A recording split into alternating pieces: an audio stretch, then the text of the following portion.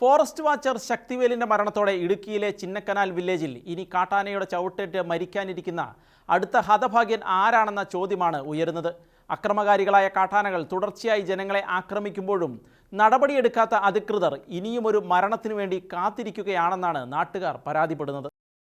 ചിന്നക്കനാൽ വില്ലേജിലെ ആനയിറങ്കൽ, ചിന്നക്കനാൽ, സിങ്കണ്ടം, പന്നിയാർ, പൂപ്പാറ, ആഘാറാം നിവാസികളുടെ ആശങ്കകൾക്ക് ഇനിയും വിരാമമായിട്ടില്ല.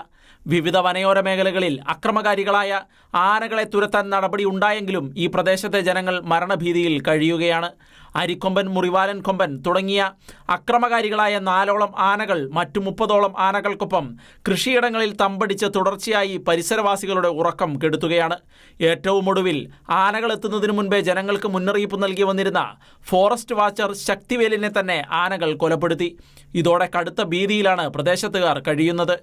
ആനക്കലിയിൽ ഭയന്ന് വിറച്ച് സ്കൂൾ വിദ്യാർത്ഥികളും തൊഴിലാളികളും കർഷകരും തങ്ങളുടെ പഠനവും തൊഴിലും പോലും ചെയ്യാനാവാത്ത അവസ്ഥയിൽ കഴിയുകയാണ്. ചിന്നക്കാനൽ ഫോറസ്റ്റിന്റെ കീഴിൽ 10-32 ആനയുണ്ട്. ഏത് സമയത്ത് എവിടെ വേണമെങ്കിലും വരാം, എതിൽ വേണമെങ്കിലും വരാം. രക്ഷപ്പെടാൻ വലിയ പാടാ. ഒരു മനുഷ്യൻ അങ്ങോട്ടും ഇങ്ങോട്ടും പോകാത്ത അവസ്ഥ. ശക്തിവേല് മരിച്ച പിന്നെ ഞങ്ങളൊക്കെ പേടിച്ചായിരിക്കുന്നത്. ഇവിടെ മൊത്തം പേടിയാ, പറമ്പിലോട്ട് പോകാൻ പേടിയാ.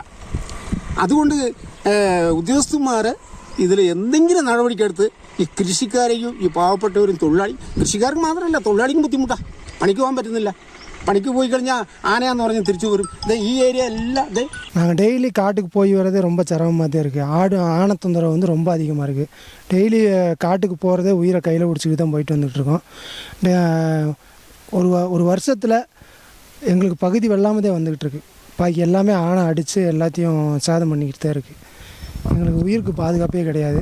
കഴിഞ്ഞ 15 മാസത്തിനിടെ അരിക്കൊമ്പൻ എന്ന ആന 9 തവണയാണ് ഇവിടുത്തെ റേഷൻ കട തകർത്തത്.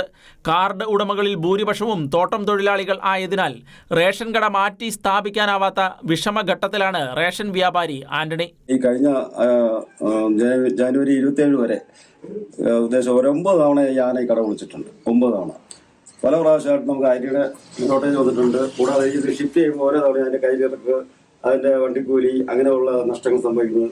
പിന്നെ ഈ രാത്രിക്ക് ഞാൻ വന്ന് മിക്കപ്പോഴും ആനയാണെന്ന് പറഞ്ഞു കഴിഞ്ഞാൽ ഇവിടെ തന്നെ ഹാൾട്ടിങ്.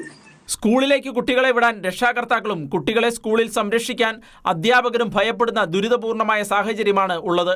കുട്ടികൾക്കും വലിയ പേടിയുണ്ട്, പാരന്റ്സിനും വലിയ പേടിയുണ്ട്. ഒവ്വൊരു ദിവസം പോകുന്നത് വലിയ ബുദ്ധിമുട്ടിലാണ്. ഈ പ്രശ്നത്തിന് ശേഷം ഭയങ്കര മാനസിക അവസ്ഥ കുട്ടികൾക്കുണ്ട്, പാരന്റ്സിനുണ്ട്, ഞങ്ങൾക്കുണ്ട്. എന്താണ് ഒരു ദിവസം പോയാൽ എന്ത് പ്രശ്നം വരുമോ, കുട്ടികൾ പോയി അവിടെ എത്തിയോ, അങ്ങനെയൊക്കെ ഉണ്ട്.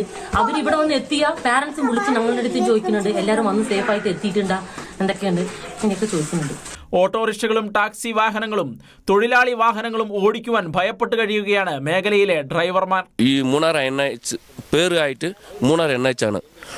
ഒരു വണ്ടി പോലും 6 മണിക്ക് മുകളിൽ കടന്നു പോകാൻ സാധ്യതയില്ലാതെ കൊണ്ട് മക്കളായിട്ടും ഞങ്ങൾ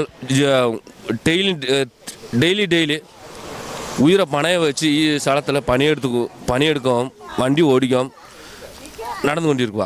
ഇതിക്ക് ഏതെങ്കിലും ഗവൺമെൻറ്റായി പായത്ത് ഒരു നടപടി എടുക്കാൻ വേണ്ടി മനഃപൂർവ്വമായിട്ട് കേട്ടുകൊള്ളുകയും. വനമേഖല അറിയാവുന്ന ഫോറസ്റ്റ് വാച്ചർമാരെ അടിയന്തരമായി നിയമിക്കണമെന്നും പ്രദേശത്തിന് അനുയോജ്യമായ ക്രാഷ് ഗാർഡ് ഫെൻസിംഗ് ഉൾപ്പെടെയുള്ള സംരക്ഷണ സംവിധാനങ്ങളും സ്കൂൾ കുട്ടികൾക്ക് സുരക്ഷിതമായ യാത്രാ സൗകര്യം ഒരുക്കണമെന്നുമാണ് നാട്ടുകാർ ആവശ്യപ്പെടുന്നത്. ഇതിനായി ഇനിയും ഒരു ജീവൻ പൊലിയാൻ അധികൃതർ കാത്തിരിക്കരുതെന്നും ഇവർ പറയുന്നു. ഷെക്കേന ന്യൂസ്, ഇടുക്കി.